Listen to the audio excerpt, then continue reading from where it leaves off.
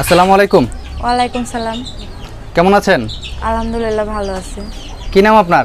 বৈশাখী। বৈশাখী। বৈশাখী, ভিডিওতে কেন আসছেন? ভিডিওতে আইসি ভাই, অনেকটা কষ্টের ভিতরে পড়ে, কারণ আমার পৃথিবীতে আপন বলতে কেউ নাই। দাদিটা আসিল, তা মারা গেছে, 3-4 মাসের মতো হয়েছে দাদিটা মারা গেছে।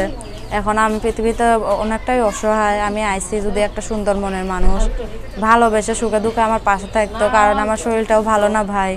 আমি অসুস্থ, কারণ আমার মনে করো পেটে পাথর ধরা পড়ছে, তার চিকিৎসা করতে হবে। কারণ এর জন্য ভাই আমি প্রতিবেদন আইছি, কেউ যদি সুখে দুঃখের সময় তারা চাই, সুখের সময় আমি তারা চাই, এমন একজন যদি সুন্দর মনের মানুষ আমার পাশে এসে দাঁড়াইতো। কেন আপনি বিয়ে শাদী করেননি? না ভাই, আমার বিয়ে শাদী হয়নি। আপনার বয়স কত? আমার বয়সটা 18-19 চলতেছে। 18 চলতেছে? 18 কিংবা 19 এরকম হবে। কেন আপনি জানেন না আপনার বয়স কত? ভাইয়া, যে আমার হিসাব রাখতো, আমার দাদিটা মারা গেছে 4 মাসের মতো হয়েছে। আচ্ছা, আপনি বিয়ে শাদী করেন, এখন আপনি কার কাছে থাকেন? আমি থাকি ভাই, এই বাড়িওয়ালি আন্টি আছে, আন্টির দেখাশোনার ভিতরে আমি থাকি। আন্টি এখন আমার ধরতে গেলে গার্জিয়ান বলতে আন্টি আছে। আপনার আপন বলতে কেউ নেই? আপন বলতে আমার কেউ নাই। আমার দেশের বাড়িটা হলো নগাতে, ওইখানে এমনি চাচারা আছে। চাচারা কোনো চাচাগোর সঙ্গে সম্পর্ক নাই বলে দাদি অনেকটা আগেই, আমি যখন ছোট তখন দাদি আমার নিয়ে আইছিল এই ঢাকা শহরে। এই দাদির সঙ্গে থাকতাম, দাদিটা মারা যাওয়ার পরে এখন আমি একাই আছি। আচ্ছা, আমি সেলাই মেশিনে কাম করতাম মানুষের বাড়িতে। এখন আমি অসুস্থ হবার কারণে ভাই আমি মানুষের বাড়ি কামে যাইবার পারি না, ঠিক মতো খাইতে নিতে পারি না।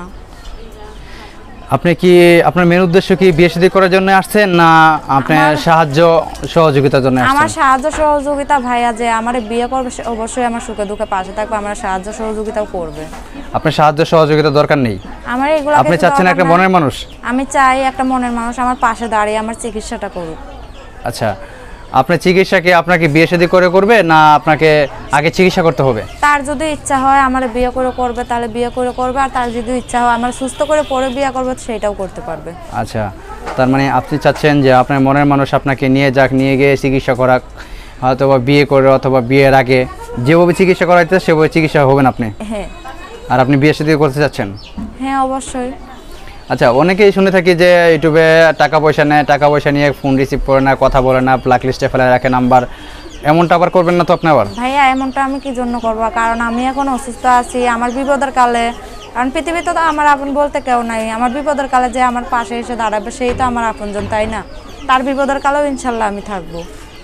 আচ্ছা, তো দর্শক শুনতে পারলেন এই আপুটার মুখ থেকে। এই আপুটা খুব অসহায়, এই আপুটার বাবা মা বলতে কেউ নেই পৃথিবীতে, আপন বলতে কেউ নেই। তো এই আপুটা বিয়ে শাদী করতে চাচ্ছে, একটা সুন্দর একটা মনের মানুষ চাচ্ছে।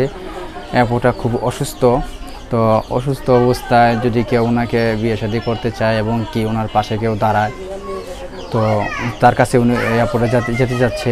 তো এই আপুটার সাথে যদি কেউ কথা বলতে চান ভালো মন নিয়ে, এবং কি কেউ যদি বিয়ে শাদী করতে চান, সেক্ষেত্রে আপুটার নাম্বার দিয়ে দিচ্ছি আমরা। এই নাম্বারে যোগাযোগ করে আপুটার সাথে কথা বলবেন, আর আজে বাজে কথা কেউ বলবেন না। তো নাম্বারটা আমরা বলে দিচ্ছি। নাম্বারটা হলো 01856407370। নাম্বার ঠিক আছে আপু? হ্যাঁ নাম্বার ঠিক আছে। ফোন রিসিভ করবেন তো?